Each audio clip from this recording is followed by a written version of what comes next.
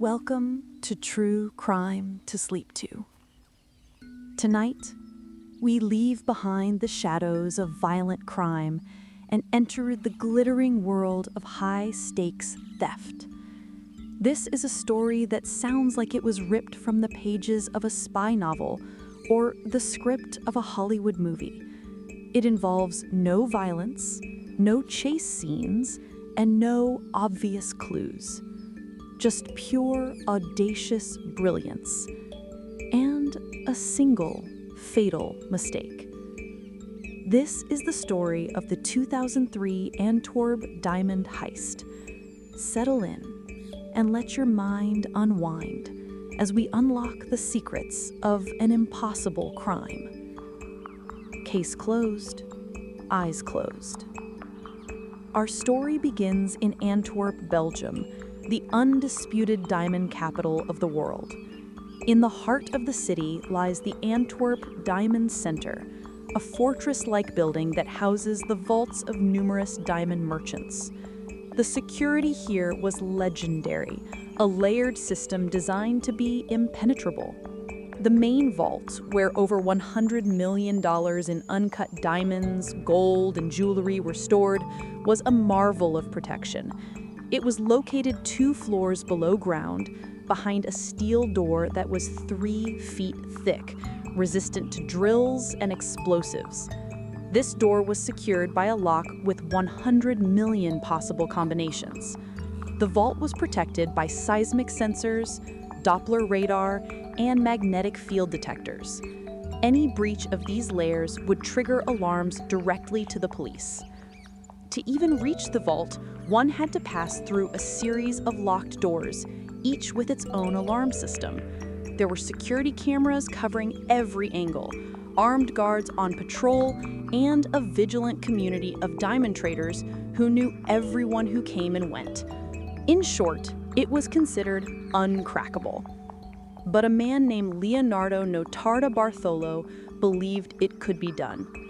Notarda-Bartholo was an Italian career thief, charming and intelligent, with a particular talent for disabling security systems. He had been planning this heist for years, meticulously studying the Diamond Center. He moved to Antwerp, rented an office in the building, and slowly, patiently, began to gather information. For years, he was simply another diamond merchant, quietly observing every detail of the security systems, the routines of the guards, the blind spots of the cameras. He assembled a small team of specialists, each known for their unique skills. There was the monster for physical strength, the key man for lockpicking, and a master alarm disabler known as Speedy. They spent years on reconnaissance, making plaster casts of keys, mapping out the wiring of the alarm systems, and creating their own duplicate keys. The plan was audacious in its simplicity, but required incredible precision. They would go in on a Saturday night, during a public holiday, when the Diamond Center would be empty for 2 days. This would give them time. On the night of February 15, 2003, Leonardo Notarda-Bartholo drove his team to the Diamond Center. He used a fake identity to get into the building. The first challenge was the outer security layers. The key man meticulously picked the first few locks. Speedy then used his custom-made tools to bypass the intricate alarm systems, carefully disabling motion sensors and magnetic contacts, without tripping a single alert. They descended 2 floors below ground to the main vault. This was the final and most formidable barrier. The 3-foot-thick steel door with its 100 million combinations was impossible to pick, but Leonardo had a plan for this too.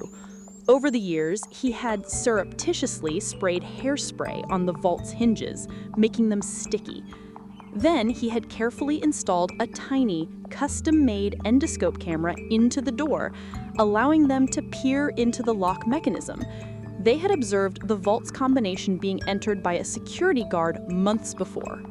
But even with the combination, the door was too heavy to open manually without triggering the seismic sensors. This is where the monster came in. He had designed a custom-made insulated stainless steel plate. He used this to slide over the seismic sensor, effectively blinding it. With the sensor covered, they used a custom-made jack to force the vault door open without creating any vibrations. The vault was breached. Inside the vault, the scene was of utter chaos. The thieves opened 123 of the 160 safe deposit boxes, meticulously emptying them of over $100 million in diamonds, gold, and jewelry. They worked quickly, calmly, knowing they only had a limited window of time. They knew they needed to be gone before Sunday morning when security would do a routine check. After carefully repacking their loot, they methodically reversed their entry. They reset the alarms, relocked the doors, and left the vault door as they had found it, hoping to delay discovery. They fled into the night, leaving no trace of their presence. They had pulled off the impossible. But the most brilliant plans can be undone by the simplest of mistakes. As the team made their escape, one member, later identified as Pietro Tabartolo, grew nervous. He stopped by the side of a road near the French border and emptied a bag of trash containing incriminating evidence, half-eaten sandwiches, receipts, and security camera footage of the Diamond Center. Then he set the bag on fire. The fire didn't completely destroy the evidence. A local hunter later discovered the smoldering bag and called the police. Inside, detectives found a partial sandwich, DNA evidence, and the crucial piece, the security camera footage from the Antwerp Diamond Center labeled with the date of the heist. The footage showed Notarbartolo and his team moving through the building during their years of reconnaissance. The DNA on the sandwich eventually led police to Notarbartolo. Within days, he and his entire crew were identified and arrested.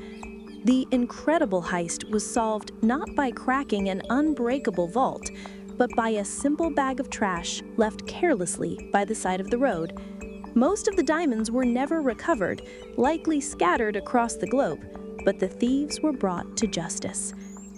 The case of the impossible heist was closed. And now, it is time for your eyes to close as well. Thank you for listening to True Crime to Sleep To. Rest well.